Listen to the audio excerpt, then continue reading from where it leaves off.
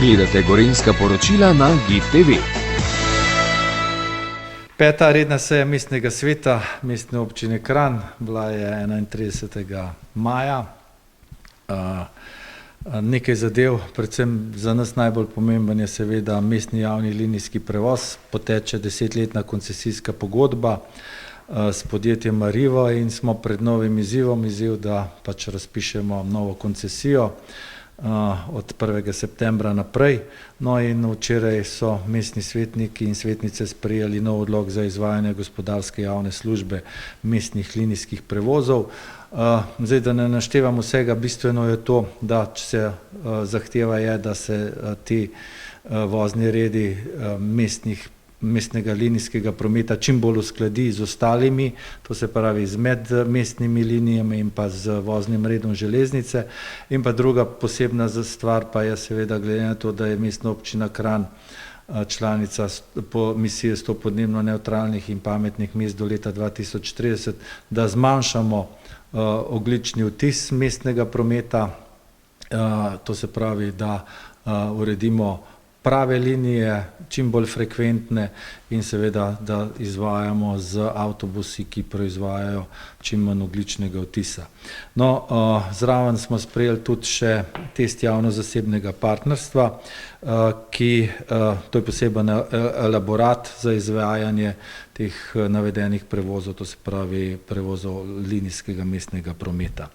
Kar se tiče finančnega dela, skoraj 2 milijona je ocenjena vrednost, letna ocenjena vrednost koncesije oziroma 1.800.000, od tega 1.700.000 za javni mestni potniški promet, ostalo gre pa za Kranj-Vaj, pa potem subvencionirane karte od Golnika do Kranja in nazaj in pa cena bo ostala ista, torej dnevna vozovnica 1 evro, mesečna 10 evrov in pa letna 95 evrov. Tukaj bi omenil še to, da imamo že 4 električne avtobuse v uporabi in že vozijo, 4 dobimo še do konca leta, tako da plan je v prihodnjih letih celotno avtobusno floto javnega prometa elektrificirati.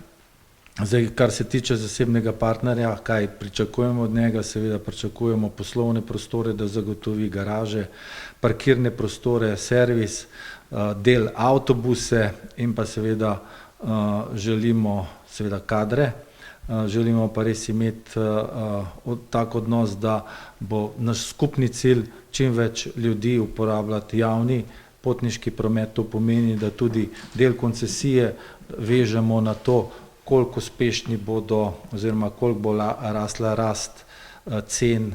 rast uporabnikov javnega mestnega prometa. No, druga taka pomembna zadeva je enkratni denarni prispevek za novorojence. Na pobudo ene od občank smo spremenili odlok, oziroma gre samo za osnutek odloka, in sicer, da so do tega enkratnega denarnega prispevka za novorojence upravičeni tudi posvojeni otroci do 3. leta starosti.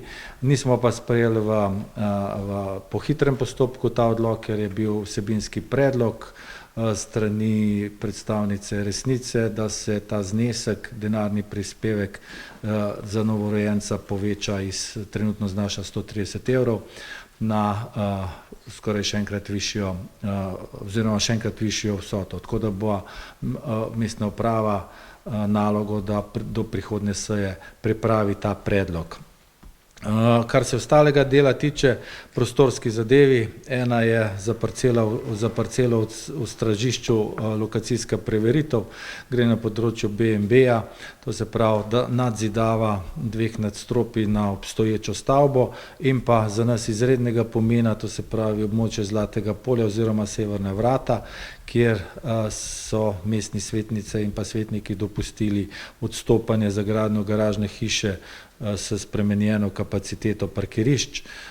Vseeno parkirišč tam ne bo manj, ker pač bomo tako organizirali tako v času gradnje novega zdravstvenega doma kot tudi kasneje.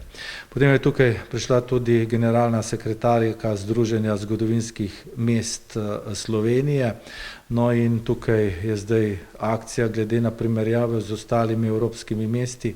Dejansko se mesta, ki imamo zgodovinska središča, spopadamo z precejšnjimi finančnimi zahtevami za obnovo teh zgradb, zato smo sprejeli pobudo za imenovanje medresorske delovne skupine na državni ravni za sodelovanje s pristojnimi ministrstvi interesnih združenj, to se pravi SOS-a, ZMOS-a in pa ZOS-a, ter pa Združenja zgodovinskih mest Slovenije.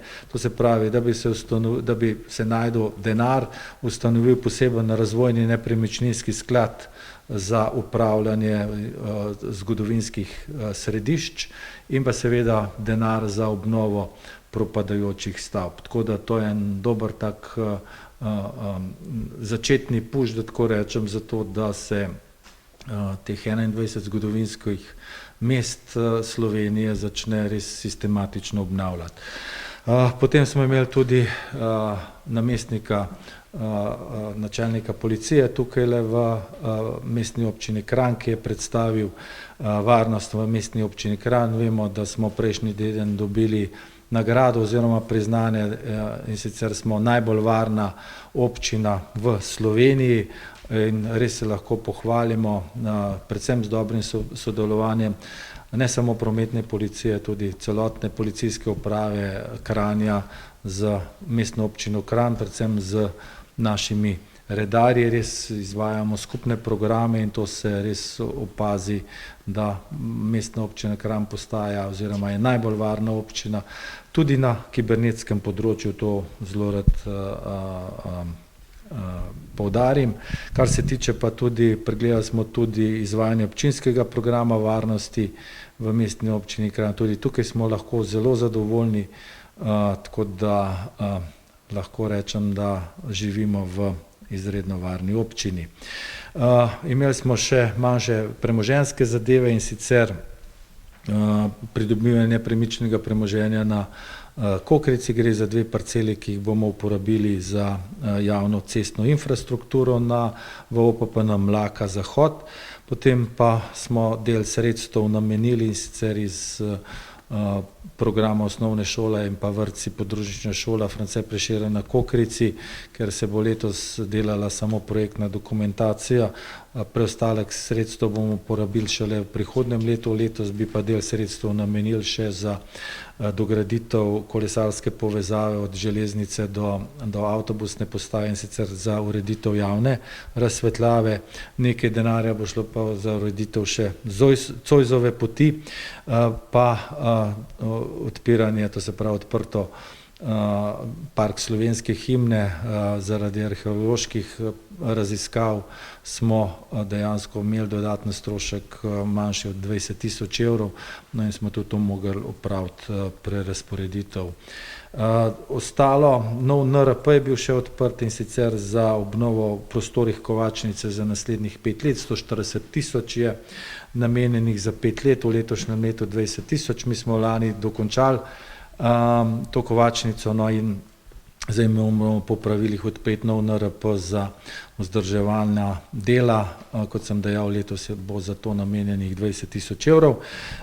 In pa še ena dobra novica, in sicer v zdravstvenem domu kupujemo 486 novih prostorov oziroma od prejšnjega lastnika, tako da bo zdravstveni dom bogatejši za nove prostore. Vemo, da kronično primanjkuje zdravstvenih prostorov, del storitev se dejansko seli iz Kranja, ker ni prostora, no, ampak kot sem dejal, bliža se verjetno kmalu začetek gradnje novega zdravstvenega doma. To trenutno problematiko pa rešujemo na tak način, da smo izkoristili možnost nakupa 486 kvadratov v obstoječem zdravstvenem domu. Kadrovske zadeve, imamo novo občinsko volilno komisijo, kjer je predsednik Aljoša Ravnikar, namestnica njegova je Darja Bajžar, potem imamo pa člane Irena Bevc, Gaja Štovičej in pa Sabino Traven, namestnici oziroma namestniki članic pa so Aljoša Kavčič, Peter Verčič in pa Helena Kalan. No, potem je mestni svet dal še zeleno luč, pozitivno mnenje kandidaturi Janeza Cudermana za ravnatelja osnovne šole Helene Puhar-Kranj, potem naš vodja redarstva Sandi Pavlović je bil imenovan za predsednika sveta za preventivo in vzgojo v cestnem prometu mestne občine Kranj, ki je nadomestil prejšnjega Francija Strniša, ki je postal predsednik Rdečega križa in se mu na tem mestu zahvaljujem za res odlično upravljeno delo na področju preventive in vzgoje v cestnem prometu mestne občine Kranj. No in pa imenovali smo nadomestno predstavnico mestne občine Kranj v svetu osnovne šole Fraceta Prešerna, to pa je Polonca Štajer Stojanovič. To za danes.